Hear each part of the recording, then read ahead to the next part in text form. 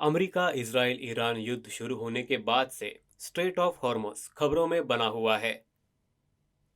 इस महत्वपूर्ण समुद्री मार्ग के अवरुद्ध होने से वैश्विक तेल आपूर्ति बाधित हुई और दुनिया भर के देशों पर दबाव पड़ा।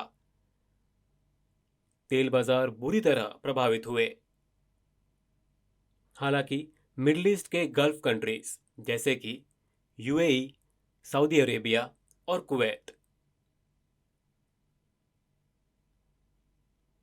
सबसे ज्यादा प्रभावित होने वाले देश वे थे जिनकी अर्थव्यवस्थाओं और व्यवसायों को भारी नुकसान उठाना पड़ा, क्योंकि समुद्री मार्ग अवरुद्ध होने के कारण तेल निर्यात रुक गई। इस समस्या के समाधान के लिए यूएई स्ट्रेट ऑफ हॉर्मुज को बाईपास करने की योजना बना रहा है। इससे देश को तेल निर्यात जारी रखने और अपनी अर्थव्यवस्था को सहारा देने में मदद मिलेगी। आइए समझने की कोशिश करते हैं। दुबई में स्थित जिबेल अली पोर्ट दुनिया का सबसे बड़ा मानव निर्मित बंदरगाह और मध्य पूर्व का सबसे व्यस्त बंदरगाह है, जो यूएई के अधिकांश व्यापार को संभालता है।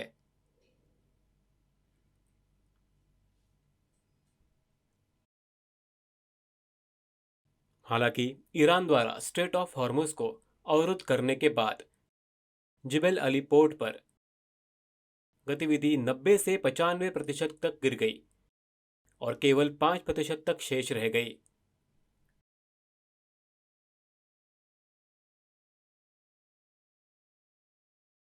इससे यूएई के व्यापार और अर्थव्यवस्था पर गंभीर प्रभाव पड़ा। इसलिए यूएई ने पूर्वी तट पर स्थित फुजायरा पोर्ट से संबंधित एक नए समाधान की योजना बनाई है। यूएई की योजना फुजायरा को एक प्रमुख मल्टीपर्पज पोर्ट के रूप में विकसित करने की है, जिससे दुबई के जिबेल अली पोर्ट पर उसकी निर्भरता कम हो जाएगी। इस तरह वे एशिया के साथ व्यापार जारी रख सकते हैं और नुकसान से बच सकते हैं। स्ट्रेट ऑफ हॉर्मुज अवरुद्ध होने के कारण वे अन्य व्यापार मार्गों की तलाश कर रहे हैं। इससे व्यापार आसान हो जाएगा। हालांकि यह सिर्फ एक प्रस्ताव है और इसे मंजूरी अभी तक नहीं मिली है। इसके चालू होने से पहले प्लानिंग, मंजूरी, बजट और निर्माण में लगभग 18 महीने लग सकते हैं। मिडिल ईस्ट से एक और महत्वपूर्ण अपडेट सामने आ रहा है।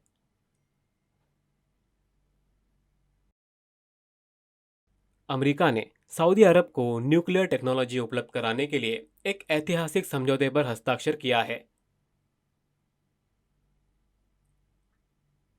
ये किस लिए है? अमेरिकी राष्ट्रपति डोनाल्ड ट्रंप ने 22 जुलाई 2026 को इस समझौते को मंजूरी दी।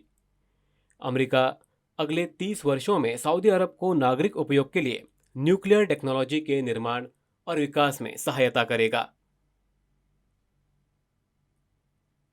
क्या इसका मतलब यह है कि इस तकनीक का इस्तेमाल युद्ध के लिए किया जा सकता है? नहीं। इसका अर्थ यह है कि इस तकनीक का मुख्य रूप से उपयोग बिजली उत्पादन और आपूर्ति के लिए किया जाएगा। सऊदी अरब के लिए अपने तेल का उपयोग बिजली उत्पादन के लिए करने के बजाय तेल बेचना और अपनी अर्थव्यवस्था को मजबूत करना अधिक समझदारी भरा कदम था। अमेरिका सऊदी अरब को बिजली उत्पादन के लिए सिविलियन न्यूक्लियर टेक्नोलॉजी प्रदान करेगा, जिससे देश को अपना तेल बेचना जारी रखने की अनुमति मिलेगी। दोनों देशों ने इस पर सहमति जताई है। अमेरिकी सिविलियन न्यूक्लियर टेक्नोलॉजी एक्सपर्टीज और रिसर्च प्रदान कर रहा है। हालांकि इसका इस्तेमाल परमाणु हथियार बनाने के लिए भी किया जा सकता है। अमेरिका लंबे समय से ईरान द्वारा परमाणु हथियार विकसित करने का विरोध करता आ रहा है। हालांकि अगर सऊदी अरब को सिविलियन न्यूक्लियर टेक्नोलॉजी मिल जाती है तो ईरान भी परमाणु हथियार बनाने का फैसला कर सकता है। ये एक जटिल स्थिति होगी।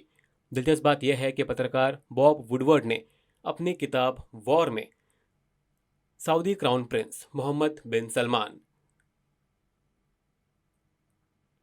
और दिवंगत अमेरिकी सीनेटर लिंडसे ग्राहम के बीच हुई बातचीत का जिक्र किया।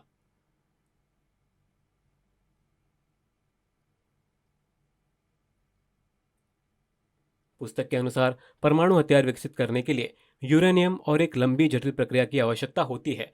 आईएसएच न्यूज़ ने इस विषय पर पहले भी खबरें प्रकाशित की हैं। सऊदी अरब ने शुरू से एक नया उपकरण बनाने के बजाय ज़रूरत पड़ने पर पाकिस्तान से एक उपकरण हासिल करने का सुझाव दिया है। सऊदी अरब और पाकिस्तान के बीच घनिष्ठ संबंध है, जिससे भारत में सुरक्षा संबंधी चिंताएं बढ़ गई हैं। जर्नलिस्ट बॉब वुडवर्ड ने कहा कि ज़रूरत पड़ने पर सऊदी अरब पाकिस्तान से परमाणु हथियार प्राप्त कर सकता है। अमेरिका सिविलियन न्यूक्लियर टेक्नोलॉजी उपलब्ध करा रहा है, लेकिन कुछ लोग इसके दीर्घकालिक इरादों पर सवाल उठाते हैं। ईरान इस बात को सुनिश्चित करने के लिए अमेरिका और सऊदी अरब पर कड़ी नज़र रखे हुए है कि न्यूक्लियर टेक्नोलॉजी का उपयोग केवल शांतिपूर्ण उद्देश्यों के लिए ही किया जाए। अगर स्थिति परमाणु हथियार की ओर बढ़ती है तो तनाव बढ़ सकता है। ये स्थिति राजनीतिक रूप से संवेदनशील बनी हुई है। सऊदी अरब का कहना है कि ये तकनीक बिजली उत्पादन के लिए है। पीढ़ी दर पीढ़ी इस सौदे को लेकर अनिश्चितता बनी हुई है, लेकिन कई लोग अभी भी इसके पीछे के दीर्घकालिक इरादों को लेकर असमंजस में हैं।